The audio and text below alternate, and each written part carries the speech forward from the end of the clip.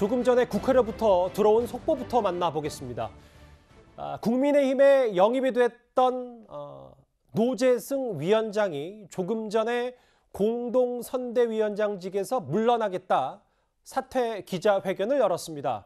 본인이 스스로 공동선대위원장을 내려놓겠다 이렇게 얘기를 했는데요. 사실 어제부터 노재승 위원장을 안고 가냐 그렇지 않느냐 국민의힘에서도 내부에서 여러 목소리가 있었습니다. 조금 전에 노 위원장이 국회에서 직접 기자회견을 열었는데 그 화면부터 먼저 만나보도록 하겠습니다.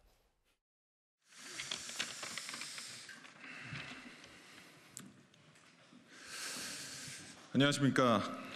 지난 월요일 국민의힘 공동선대위원장직을 임명받은 노재승입니다. 저는 오늘 국민의힘 공동선대위원장직을 내려놓습니다. 최근 불거진 과거 제 소셜미디어에 남겼던 글에 대한 논란은 해명보다는 인정을 그리고 사과를 해야 했지만 아직 덜 자란 저의 마음은 미처 국민 여러분의 기대를 온전히 담아내지 못했습니다.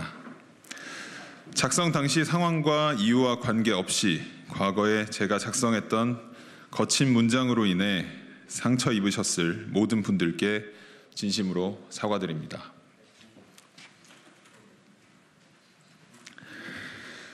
비록 저는 기대에 미치지 못해서 중도 하차를 하지만 정치적 배경이 없는 저의 임명을 통해 각자 자신의 위치에서 성실히 살아가는 청년을 바라보는 국민의힘의 시야가 과거에 비해 더 넓어졌음을 기억해 주십시오. 마지막으로 한 가지 부탁드리고 싶은 것이 있습니다. 과거에 남겨놓았던 부끄러운 문장들과는 달리 오늘을 살아가는 대한민국 30대 청년으로서 정치권에 그리고 국민 여러분께 꼭 드리고 싶은 말씀을 유튜브 옳은소리 채널을 통해 전해드리고자 합니다. 이 메시지는 비니좌 노재승이 아닌 평범한 30대 청년의 목소리라 여겨주셨으면 합니다.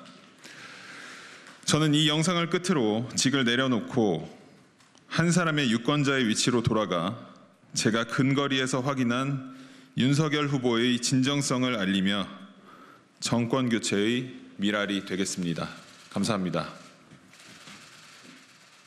과거 본인의 SNS 발언이 논란이 됐던 노재승 위원장이 자진 사퇴 기자회견을 열었습니다. 속보 얘기 짧게만 한 분씩만 짧은 논평을 좀 들어볼게요. 이현정 의원님. 네. 애초에 조금 전까지만 하더라도 당에서는 자진 사퇴를 조금 요구하는 쪽으로 얘기했는데 본인이 거부했다 이런 소식도 좀 전해졌었거든요. 일단 오늘 오전에 이제 김종인 총괄선대위원장 그 주재 회의에서 일단 사퇴 쪽으로 결정이 된 것 같고요. 예. 그래서 아마 이제 노재승 씨한테 이제 이야기를 했고 본인도 지금 뭐 온 매체를 통해서 많은 비판들이 쏟아져 있기 때문에 일단 수용을 한 것 같습니다. 제가 볼 때는 뭐 예정된 수순이 아닌가 싶습니다. 저는 이번 사태를 보면서 지난번 여당의 조동현 교수를 비롯해서 항미병 피부과 전문이라든지 이 노재승 씨라든지 이게 공동선대위원장은요 기본적으로 그 정당의 얼굴입니다. 예. 그러면 인터넷 검색만 조금만 해보면 이게 왜 문제가 되는지가 다 나오는 문제예요. 자, 그런데도 불구하고 이 정말 어떤 면에서 보면 지난 4.7 재보궐선거 때 연설 한번 잘했다고 해서 지금 당의 얼굴로 내세운 거 아니겠습니까? 근데 우리 정당이라는 게 너무 검증 시스템이 없다. 아니 예를 들어서 이준석 대표만 하더라도 수십 년, 10년 넘게 이 정당에서 정말 이게 갈고 닦아서 대표까지 올라갔거든요. 그러니까 검증 아닌 검증을 그렇죠. 받았다 이 말씀이죠. 다들 대중들의 검증을 거치고 난 다음에 올라갔습니다.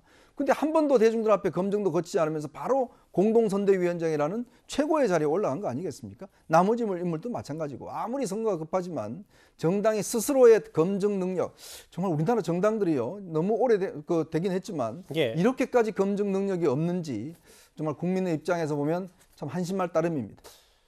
국민의힘 공동선대위원장직을 내려놓는다. 윤석열 후보에게 부담을 주기 싫어서 어떤 도움이 되겠냐라는 메시지도 좀 노재승 위원장이 덧붙였는데요. 네. 이영 의원님 첫 질문부터 무겁네요. 일단 김성태 전 의원 공동선대위원장 그리고 함익병 씨 이번에 노재승 씨까지 공동선대위원장 논란을 좀 국민의힘 내부에서는 어떻게 바라보십니까? 부족했다라고 반성의 목소리가 있는데 노재승 씨 같은 경우는 지금 청년이었거든요. 예. 그래서 사실은 한쪽에서는 그래도 공동선대위원장의 얼굴이기 때문에 국민들에게 눈살을 찌푸리게 할 수 있는 작은 거라도 갖추면 안 되니까 그것을 심각하게 받아들이자라는 얘기가 있었고요. 예. 또 한쪽에서는 다른 사람도 아니고 청년이고 필요에 의해서 저희 당에서 권유를 한 것인데 이 문제를 좀 더 진지하게 함께 풀어가는 과정 없이 분란이 일어났다는 이유만으로 사람을 정리하는 것이 사실 국민의힘이 지향해야 될 바인가라는 두 가지 논쟁이 있었습니다. 그래서 가능하면 우선권을 본인한테 주는 시간을 예. 갖자라고 했는데요. 그래서 결론은 그렇게 부드럽게 난 것 같습니다.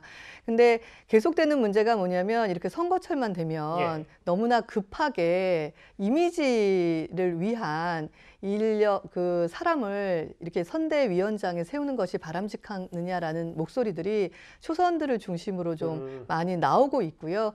사실은 이제는 세 번에 있는 부분이고 많은 부분이 또 이해를 해주시는 분도 있지만 앞으로는 좀 신중하게 검토를 해야 되는 것이 당내 분위기입니다. 선거 앞두고 영입, 여야 공이 문제다. 이런 좀 구조적인 문제도 얘기하셨는데 김가연 교수님.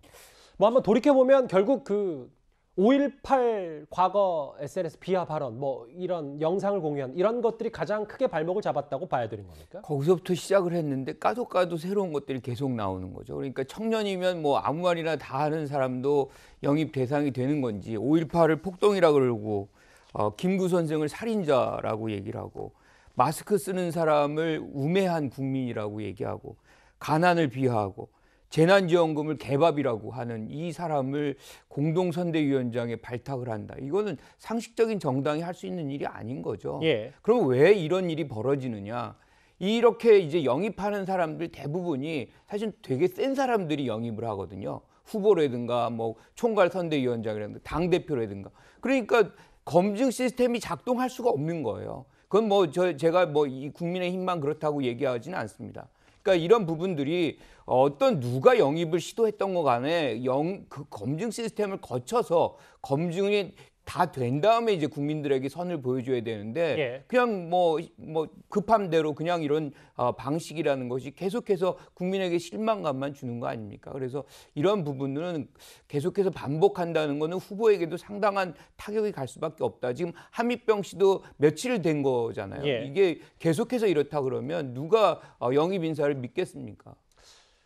공동선대위원장으로 영입이 된 이른바 비니좌 오세훈 서울시장 그 찬조연설에서 큰 화제를 모았던 노재승 씨가 결국 본인 스스로 물러났습니다. 국회에서 들어온 속보부터 저희가 첫 번째 이슈 준비한 소식부터 먼저 만나봤는데요. 그럼 저희가 준비한 소식으로 가볼까요?